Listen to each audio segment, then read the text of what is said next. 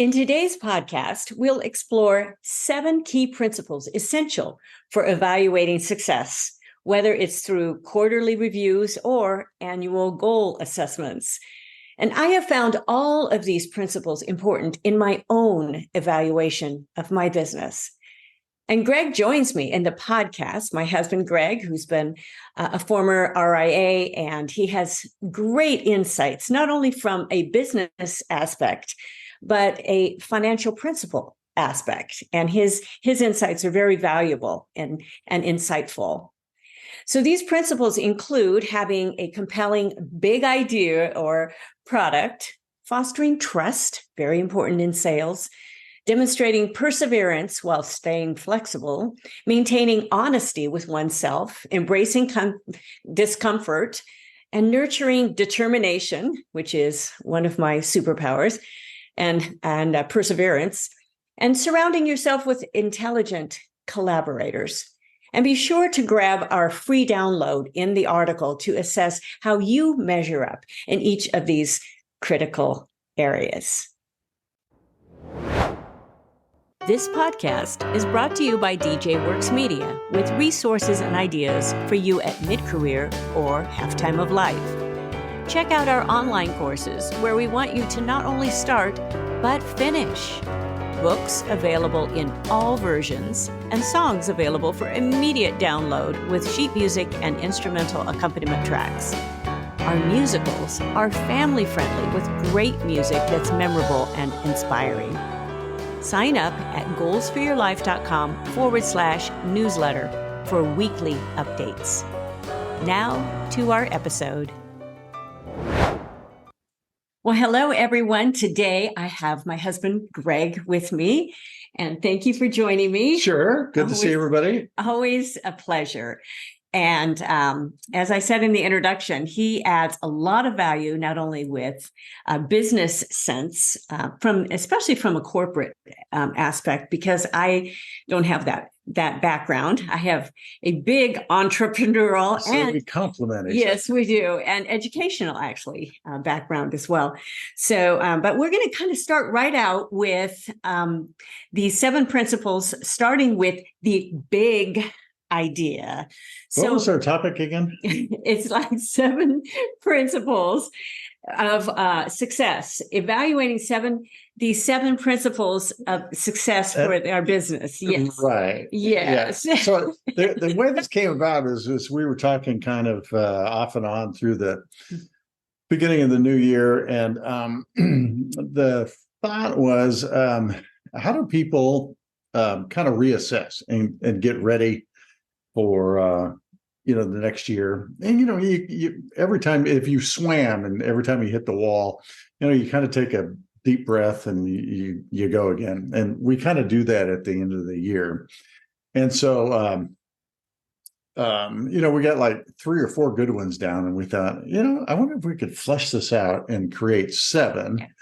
So that's what we did. And so that's what we're sharing today. And the first one had to do with big ideas. The big idea. Yeah. Yeah. So every business, whether it's said so or not, so it's conscious or unconscious, believes that they've got something that nobody else has, at least a version of something nobody else has. And that gets us into business. You might run a restaurant and you feel like you've got a location nobody else has, or you got a recipe nobody else has, or you've got the friendliest service in town, or you got a sign on your window saying city's best coffee. Whatever it is, there's a big idea that normally runs us. When I was in financial services, there's hundreds of thousands of financial service personnel. So what I had to kind of back into is, well, of all of those financial service personalities, I wanted to make sure that I was in the top 10 in terms of knowledge. And that's, something we're going to talk about later. But it's also something you're completely in control of. You're in control of how much you read. The other thing was nobody had my personality. So, I was the only one that could bring me to a meeting. And, and I felt that was unique and valuable. And then the other thing is I'm pretty good at asking questions and engaging in conversations. Very good. Yes. And a lot of my competitors were really good at telling people what to think. And so just in my little space, I thought that I had the interactive skill set, the right personality, and I knew more, that I could show up at any meeting and at least feel like I was competitive with regards to what we were offering. And that's kind of what you want to do at the beginning of the year. You want to go, why have I been in business the last year or the last 5 years, the last 10 years? Maybe you're a plumbing company. And, you got into it, and originally you got into it because you needed to eat. But eventually you've picked up skills, you've picked up learning, you've picked up trucks. So now what do you bring to the table that makes you unique from all of the other plumbers in the country? Yeah.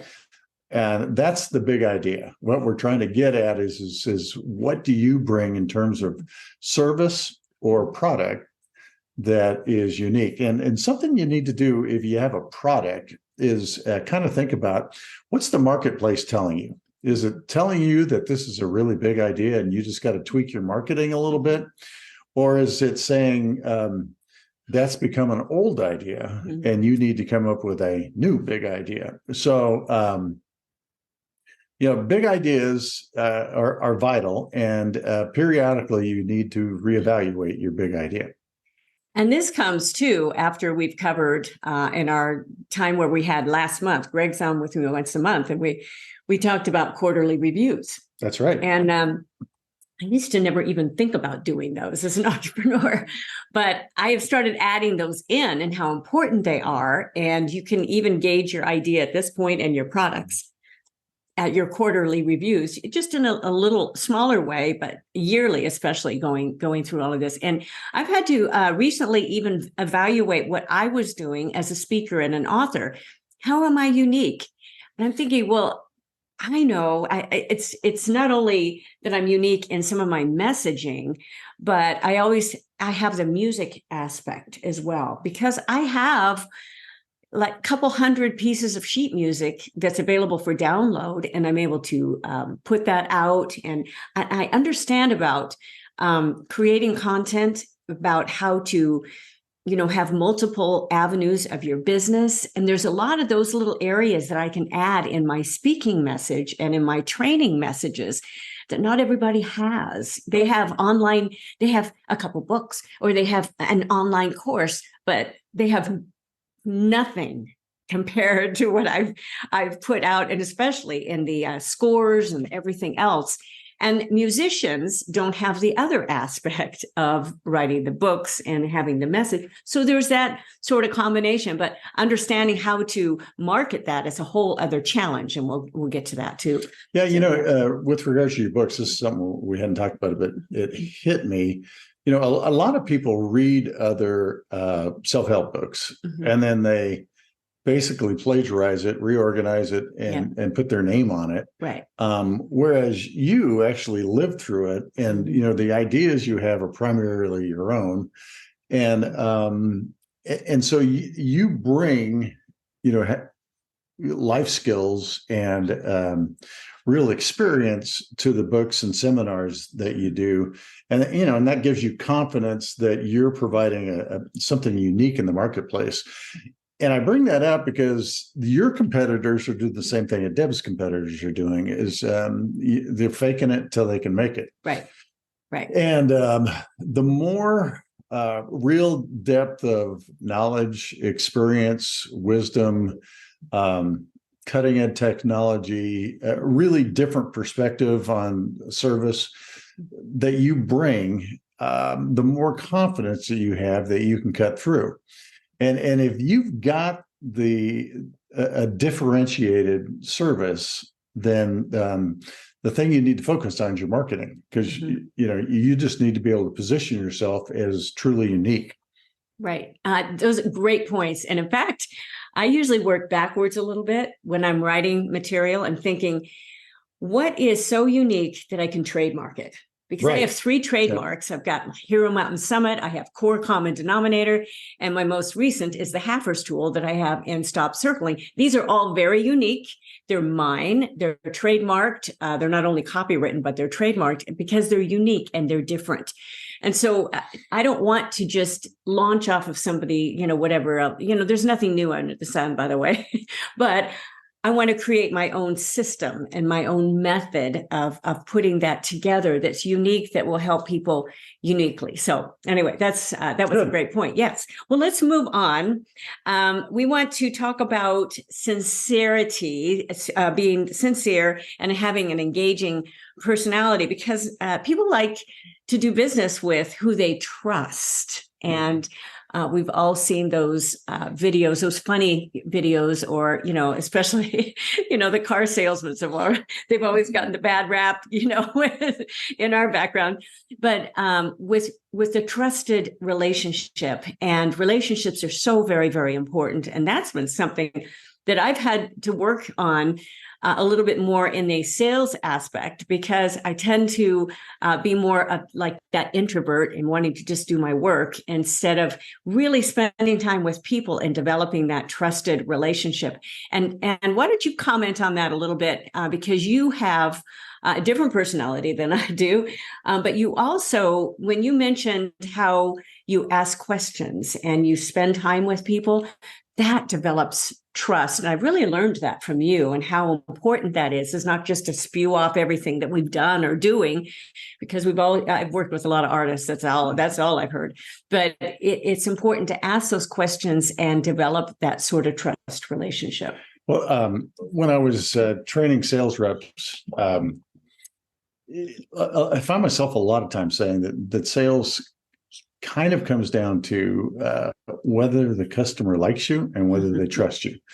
And something that I had borrowed heavily from 7 Habits of Highly Successful People is that every sales transaction is a trust transaction. Whether you're going to the store to buy a jar of jelly, or whether you're looking to get your next Tesla. The jar of jelly, you're trusting that it's sealed, that it hasn't rotted on the shelf, that the product's been rotated, it's not expired. There's trust involved.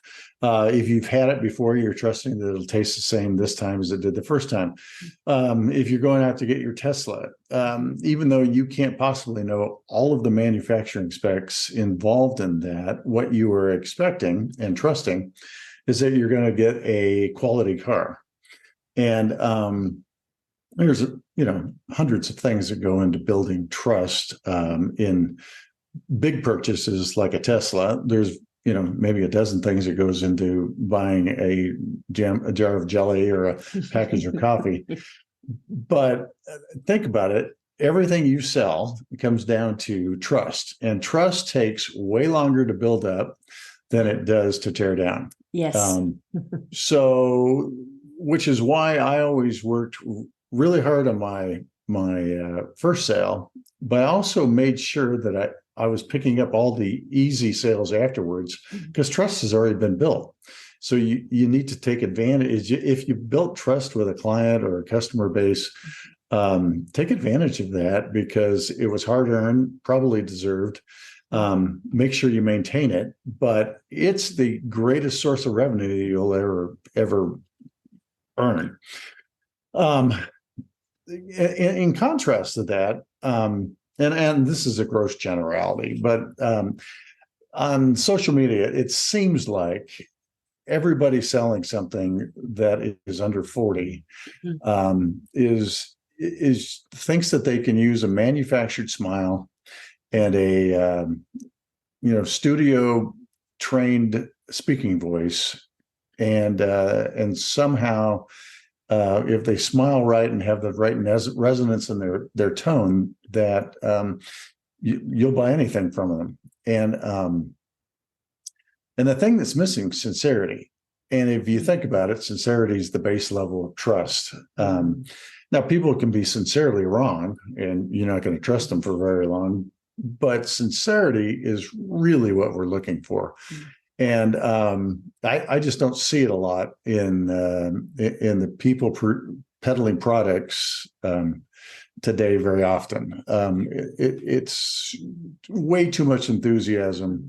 Yeah, you need to be enthusiastic, but there's that old adage, don't try to sell me. That feeling you have when somebody is just too aggressive, too assertive. And it seems like a lot of people are substituting superficiality for substance. Yeah. And, ultimately, substance is what you end up trusting. And, I'd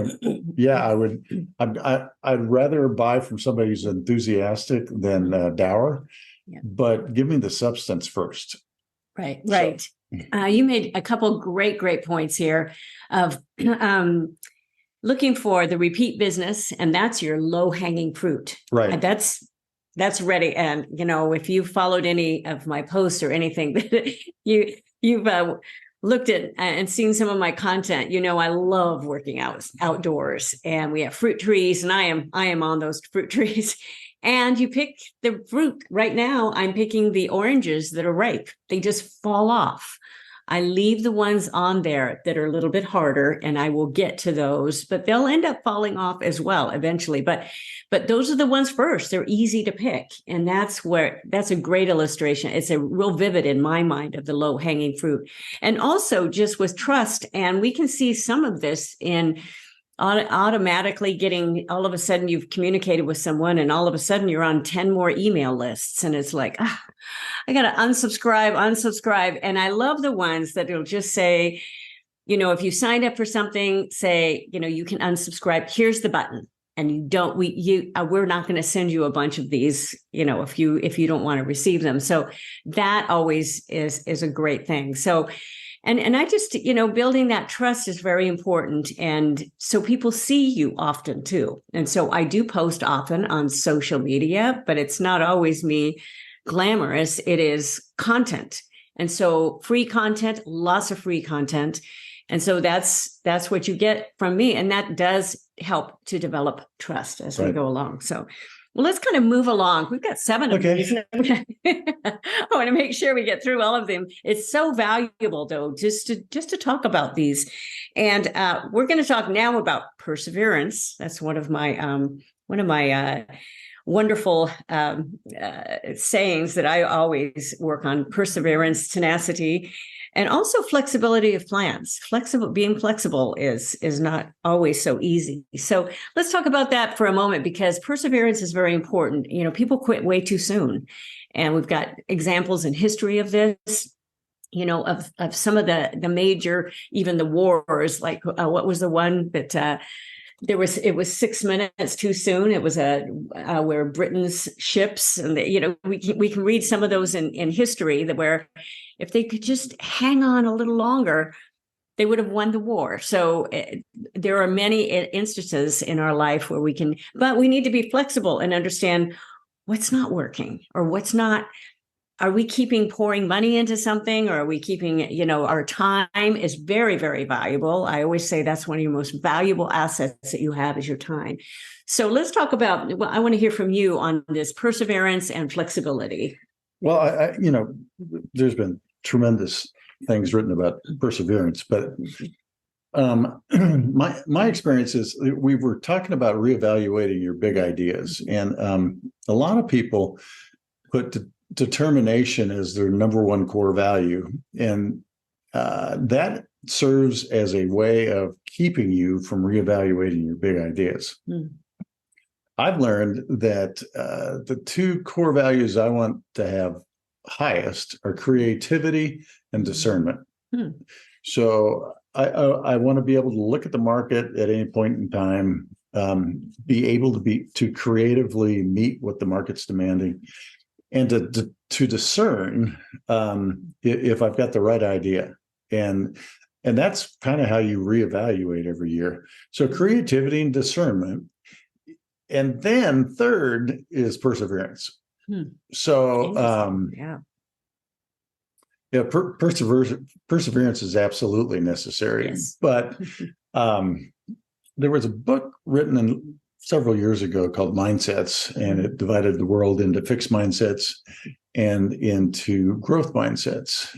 And fixed mindsets tend to be described as minds that believe that we only have a certain amount of talent and intelligence. And once we hit whatever plateau is there, we're stuck. Mm-hmm. And the problem with that is it tends to lead to you thinking you only are ever going to generate one really good idea. And so with a fixed mindset, you create this one really good idea, and out of panic, the only thing you can do is apply determination to it. And you keep beating that same nail with the same hammer, thinking that somehow you're going to change the market's mind, as opposed to the growth mindset. So the growth mindset believes that we have unlimited talent and intelligence, and it can continue to grow. And, unlimited is probably hyperbola. But the idea is that you have grown undoubtedly, mentally and in your skills from last year, certainly from 5 years ago. Right. And if you just stay at it, by accident, you're going to be smarter and more talented in 5 years. So the question becomes, if you're going to be smarter and more talented in 5 years by accident, what would happen if you actually applied yourself to it, if you set goals? Mm-hmm. So with that kind of attitude, now all of a sudden, you're going, well, things could be totally different. And that unlocks creativity. Right. And it frees you up to discern more freely of what's really going on. Yeah. And so, balancing determination with a growth mindset and the ability to stay creative and to stay alert in a discerning way are really important. Great points. And I watch you still in evaluating the market and how that discernment and, this, I would not want to be in that field. I would just evaluating I have enough to keep my business going and everything else. But you've been in that field. You have that great head for numbers and the great background and all of the everything to go with that. But when you're talking about creativity, you have to be creative, as it's almost like a circle as you discern and then being creative. Especially I see this for you in the financial market and saying, okay, well, I think I can try this because it's, that sort of thing. So, yeah, well, so in the stock market, what I've learned to be true is that the price is always correct.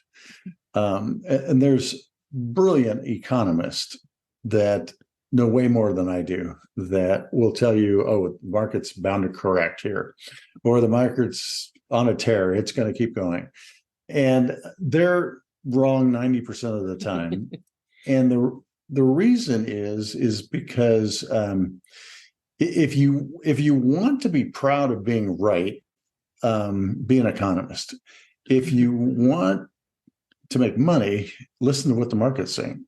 And wow. The same thing's true in your business. Yes. You can beat your head, over the mantle forever, demanding that the market wake up and want your product or service. Mm-hmm. The problem is the market is the market, and certainly with if you had enough money and the right marketing team, you can kind of create demand. I think back on when Apple decided that we all needed smartphones.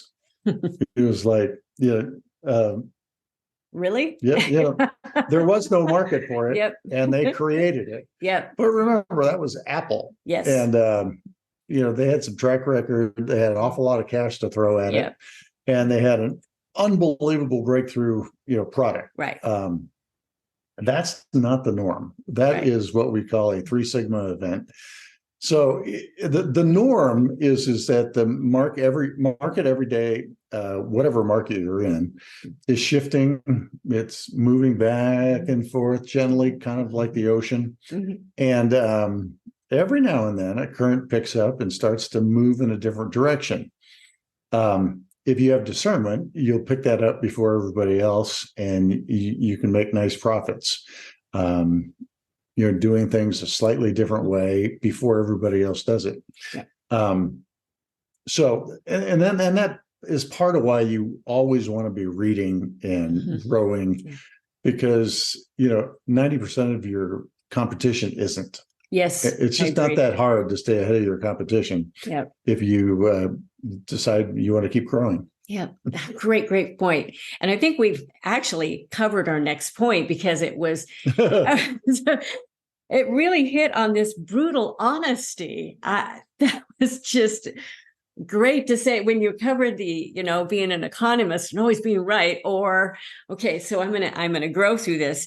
But also resiliency, because, kind of bouncing back from, when things don't go as planned, your marketing plan doesn't go how you thought it would, or you've done this investment and all of a sudden, but this resilience to be able to say, but a lot of the resilience for me, it comes from spending my time in journaling, spending my morning devotional time, and the times that we can talk together, kind of evaluation, those habits work into my resiliency, that it refreshes me. Taking a break refreshes me. So finding things that will help you be resilient. Yeah. I think if you think about it, growing people have more freedom to be brutally honest than fixed mindset people. If your mindset is this is something I tried, it didn't work, I'm going to learn from it, and whatever I do next is going to be better. It's merely a moment in time. Right. For fixed mind people, being brutally honest and coming up that this didn't work, they translate that into failure. Oh, yes. And they want to give up, or they want to apply more determination. So successful people have the ability to be brutally honest with themselves about, what's working, what's not working.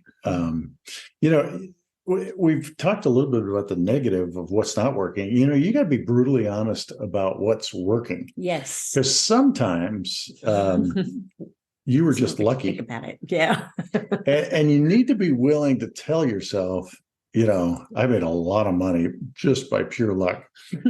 And the reason is because if luck determines your next business plan, you're setting yourself up for failure. So if you've been lucky, be brutally honest about it. Yeah. Jump up and down, spend a little money on yourself, but don't, dupe yourself into thinking that you are the next guy to write, the Fortune 100, book on how to build successful businesses. Or you've won the lottery and now you're bankrupt. Yeah, Exactly. So, we hear stories over and over about that. Yeah, definitely. And that's happened to me. I mean, there's lots of times, maybe not lots of times, but there's a few times where, I made certain trades and, like within 3 hours, they worked out incredibly well because some out of the blue thing happened. And, I got to tell myself, I am not that good.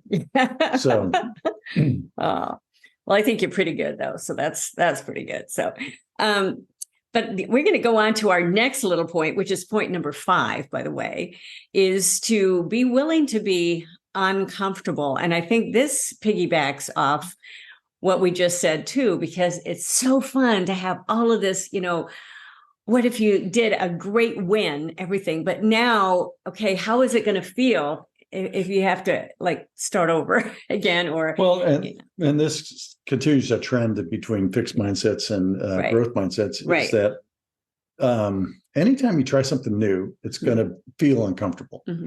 Anytime you keep doing the same thing, it's going to feel more comfortable. it may be contributing to your downfall, but you'll feel comfortable all the way down. I've got a little easy chair that I sit and watch TV in, and it's perfectly comfortable.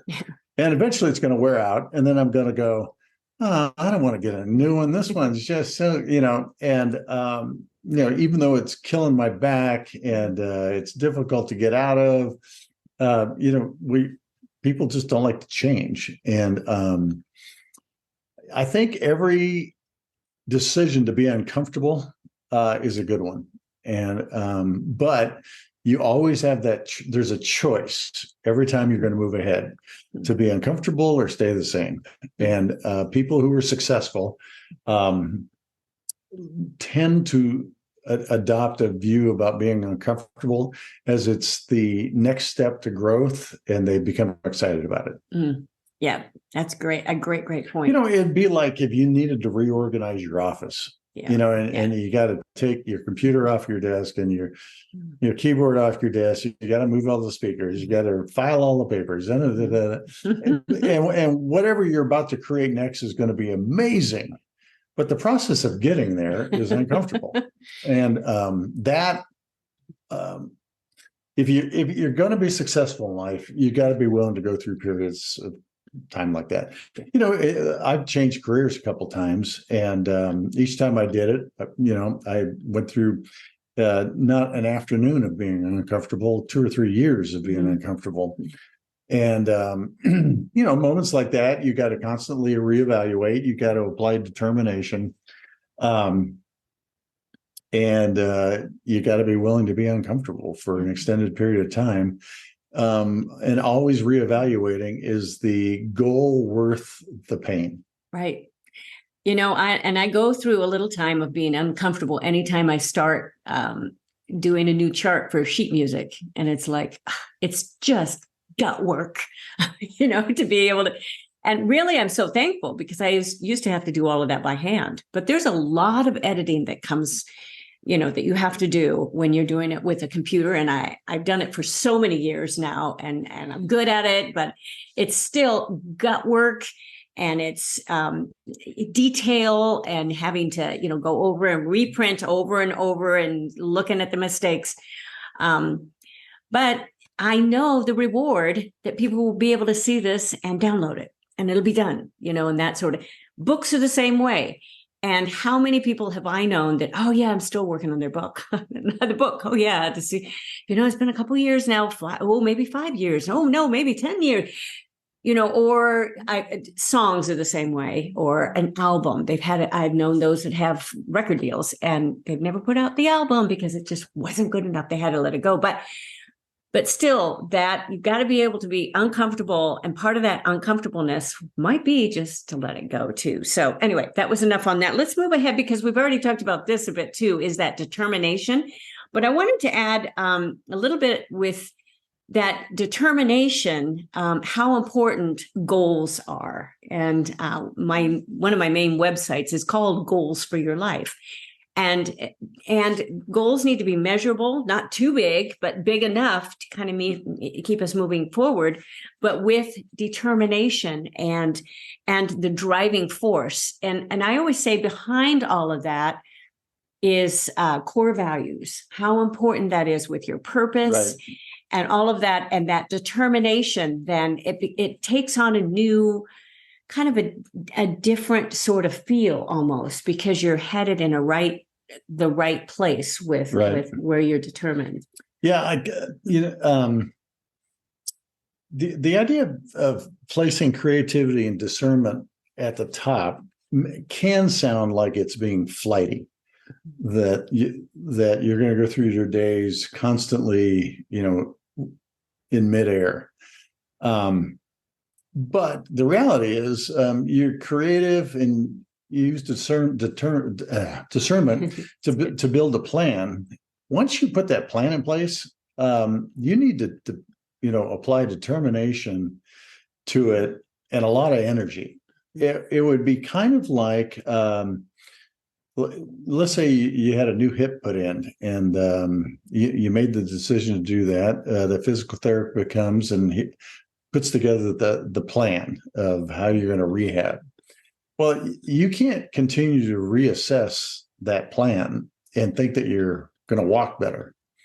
Once the plan's in place, you need to commit 6 to 8 months of being uncomfortable and spending time doing something that seems like it's not worthwhile.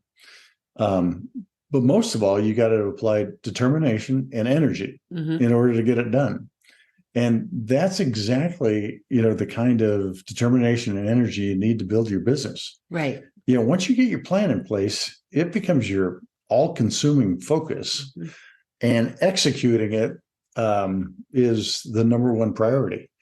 And, you can do quarterly reviews to make sure you're on track. Right. But, between quarterly reviews, pick a lane and start driving. That's right. And I see this in what needs to happen with some of our physical areas too, not only with business, but you've had to face this, with a toe operation. Yep. And different things. So this is applicable for a lot of different areas of life right now, but especially business. But we can see how important it is. If I want to be able to, take hikes again, I've got to do some PT, some physical therapy, all of that. So, well, let's get to our last little point. And this one I really love. It's kind of like be the smartest person in the room, but really it's not just about being the smartest. It's surround yourself with smart people. And I have applied this as well. I make sure I'm well read, that I'm very prepared, but I've worked with so many groups with bands through the years. I've flown them out across the country for concerts, and I've done my solo concert. I've done one with a double grande with another pianist, and where we did a dueling show, a headline show. But I've done a lot of this in surrounding with people that when I'm looking for a drummer, if I'm looking for a guitar player, I'm looking for those that are just even a lot better, could be better in those group. I'm usually a solo player, and I want somebody that can really help bring a group to life. So comment a little bit on that smartest person in the room, because we really want to be able to collaborate, but we want to also prepare ourselves. I had to be to the place where I could lead this group, and I was very capable of doing that, but it takes the confidence of, all of that. Yeah. So. This one's my addition to the conversation. And I mean it at a couple different levels. One, when you're in a client engagement, you should feel comfortable that compared to your competitions, that nobody's smarter. Maybe some people can compare to you, but if you and 4 of your competitors had a discussion about how your industry is doing, you should be able to bring unique contributions to that. If you can't bring unique contributions to the table, then that's one of your goals, is to set a self-education course in place so that over the course of the next year or two, you are more than welcome at any seat at the table. Okay. And that's mostly for the customer's sake, so that what you're bringing to a conversation, to a sales conversation, is a legitimate product. Stop faking it. There's just no reason to keep faking it. You have access to all the information, learn it, and be ready to apply it. But the second application is not just to the customers, to you. And something I tell Debbie all the time is the biggest sale you'll ever make is to yourself. Right. Self-doubt is just something that's part of the human psyche, unless people are pathological. Right. And you need to convince yourself, not by faking it, but by legitimately being smart, that you are a worthwhile individual. You are a worthwhile competitor, that you bring something unique to the market.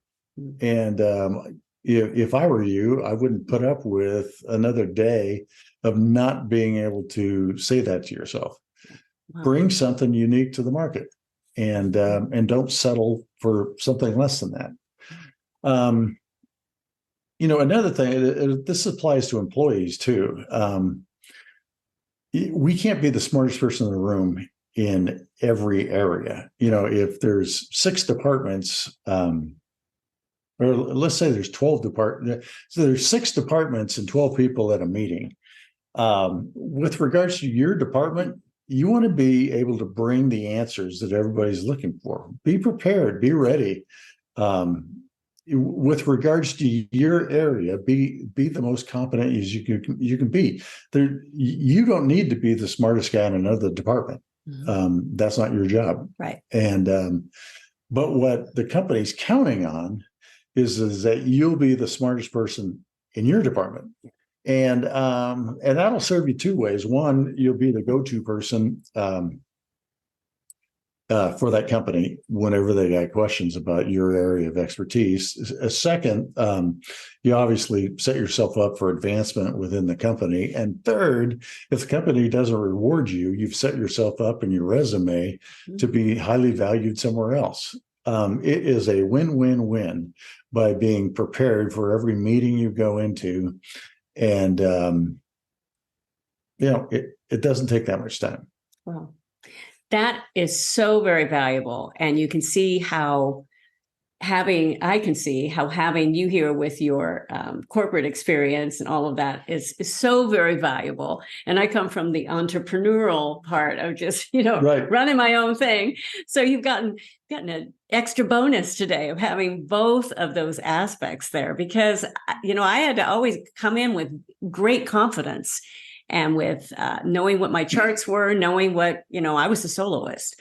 So I walked on that stage, they're watching me. They're not watching the band. They're watching me. So I wanted to make sure my band was doing the right stuff. And so I had to be enough prepared for that. But that definitely applies to a group, that what your team needs to have. What the team, Right. with that whole area. So that definitely, I can see. And just along the same lines, don't oversell your competition.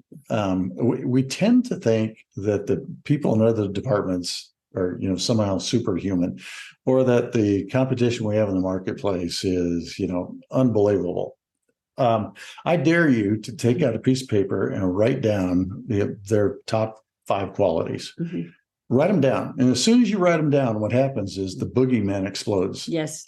Once you define your competition, you've got a map to how to beat them.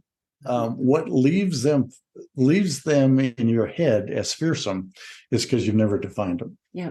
And I'm trying to do this a little bit more right now. I'm trying to step back, take time in evaluating other people's websites and what they're doing and all of their products. And it gives me a huge amount of confidence in what I'm doing. And also saying, okay, can I say my message a little bit clearer and make sure it's not just clever because I'm an artist, but how it can be even clearer. So it really helps to see what's out there and to be confident of what you're doing. So, well, are there any closing words? We've covered a lot today. Well, I just hope we've given people, our thoughts on what it really takes to be successful. Yeah. There's going to be ups and downs in life, and certainly determination and the ability to be uncomfortable for a period of time are going to serve you well. Right. I think choosing to grow and that's a big one. It is huge. So and not quitting growing because people get to a certain point. And in fact, I had a colleague say at one point, "Well, this is good enough. Our show is good enough. That's it." Right. And I said, "Okay, we're done." I knew we were done I knew because you have to be willing to grow and you have to be willing to say, okay, how can I change it? How can I tweak it a little bit? So anyway, but thank you so much for joining us. It's always fun to do this. And I knew this would, spur on some extra conversation here. And so thanks for hanging with us all the way to the end. And we're with you. I'm with you every single week. Of course, I have some extra guests this year. So make sure that you follow the podcast and get on our newsletter, goalsforyourlife.com/newsletter. And I'll look forward to being with you again next time. So bye-bye for now. Bye-bye. Thank you for joining us. It is because of our wonderful listeners like you that we keep going strong week after week. We'd love it if you'd share and follow us to not miss a single show and even write a review. You can also find all of our articles, products, and links at womenathalftime.com.